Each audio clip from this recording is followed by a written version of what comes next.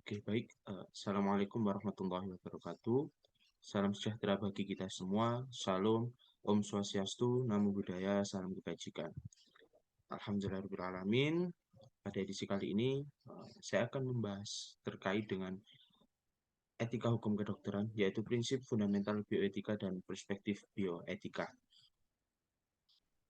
Oke, sebelum itu perkenalkan saya Muhammad Akil Syazuli dengan NIM 51300222040 yang merupakan mahasiswa Fakultas Kedokteran angkatan 2022 dan dia atau saya menyukai hal-hal yang berbau dengan sastra. Oke, sebelum kita membahas terkait dengan prinsip fundamental, kita bahas dulu terkait dengan bioetika. Apa itu bioetika? Menurut pengertian, bioetika adalah cabang ilmu etika yang mendiskusikan masalah-masalah etika yang muncul dari life sciences yang di dalamnya ada etika medis, pelayanan kesehatan, biologi, dan teknologi modern yang berhubungan dengan kehidupan. Kemudian kita beralih untuk membahas terkait dengan 4 prinsip fundamental. Ada beneficence, ada non-maleficence, ada autonomy, dan ada justice. Oke, yang pertama itu adalah beneficence, di mana artinya adalah memberikan kebaikan, memberikan manfaat, memberikan kesejahteraan, memberikan keuntungan, dan menjalankan kewajiban kita sebagai seorang dokter untuk siapa? Untuk pasien, untuk masyarakat di sekitar kita, untuk orang banyak. Artinya adalah kita memanifestasikan apa ilmu yang sudah kita peroleh dari pendidikan kita sebelumnya, dari pengalaman-pengalaman kita sebelumnya, kita berikan, kita sampaikan, kita laksanakan untuk kepentingan orang banyak. Juga untuk kepentingan diri kita sendiri dan juga ujung-ujungnya adalah untuk kepentingan orang banyak dan kepentingan bersama. Intinya adalah kita harus sebagai seorang dokter, kita harus memberikan manfaat, kita harus memberikan kebaikan. Apapun yang sudah kita peroleh dari pendidikan kita harus kita sampaikan agar uh, semuanya bisa mendapatkan kebermanfaatan dan kebaikan. Next, kemudian ada non-malfeasance, di mana intinya adalah kita tidak merugikan pasien, tidak berbuat jahat kepada pasien, menghindari pasien dari kondisi yang berbahaya, mengancam, dan merugikan.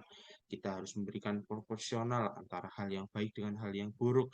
Kita harus meminimalisir hal buruk, dan kita harus memberikan sebaik mungkin kepada pasien, kepada orang banyak, kepada masyarakat. Untuk apa? Konsep yang awal tadi, demi kebaikan bersama, demi kebaikan kita sebagai seorang dokter yang mengimplementasikan ilmu kita, dan juga kebaikan pasien, kebaikan masyarakat yang kita tuju nantinya.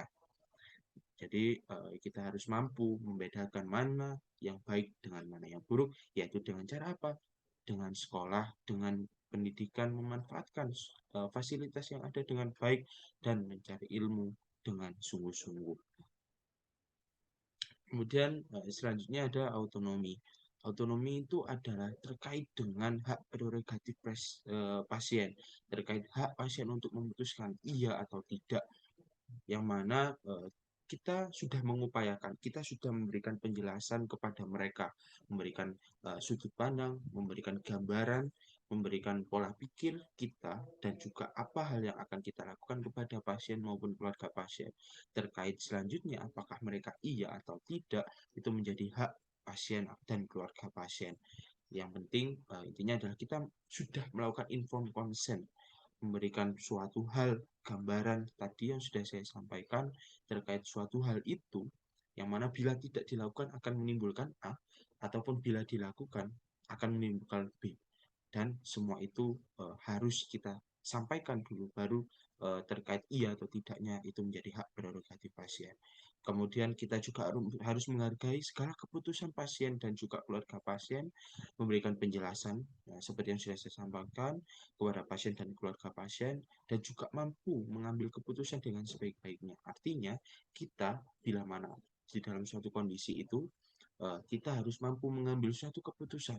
Bagaimana jika pasien dan keluarga pasien itu bilang tidak, atau bagaimana jika pasien itu bilang iya, dan juga secara luas mengambil keputusan itu bila mana kita dalam suatu kondisi yang benar-benar gawat darurat, ataupun dalam kondisi yang menekan kita untuk melakukan suatu hal, maka kita harus mampu untuk mengambil keputusan itu dengan sebaik-baiknya, karena kita tidak tahu kondisi lapangan nanti seperti apa. Dengan catatan tadi, ilmu kita ataupun hasil pendidikan kita harus benar-benar mampu untuk dimaksimalkan, dan juga dasar kita ataupun hal apa yang sudah kita peroleh itu harus mumpuni untuk kita bisa mengambil keputusan dengan sebaik-baiknya. Kemudian ada justice. Justice ini berarti keadilan. Artinya kita harus memberikan pelayanan dengan seadil-adilnya, tidak memihak antara pasien A dengan pasien B, dan juga ini menyeimbangkan kepentingan individu dengan kepentingan orang banyak. Karena seperti yang ada pepatah yang mengatakan, bahagiakan dirimu dulu baru membahagiakan orang lain. Konsepnya sama, kamu harus baik dulu kepada dirimu sendiri, baru kamu bisa baik kepada orang lain. Tidak ada ceritanya dokter yang memberikan edukasi tentang bahaya merokok, tapi dia merokok. Itu artinya di luar sudah bersimpangan dengan 4 prinsip dasar fundamental bioetika. Jadi kita harus memberikan gambaran yang harus seimbang, tidak membeda-bedakan pasien, pasien A ataupun pasien B, kita harus proporsional dan seimbang.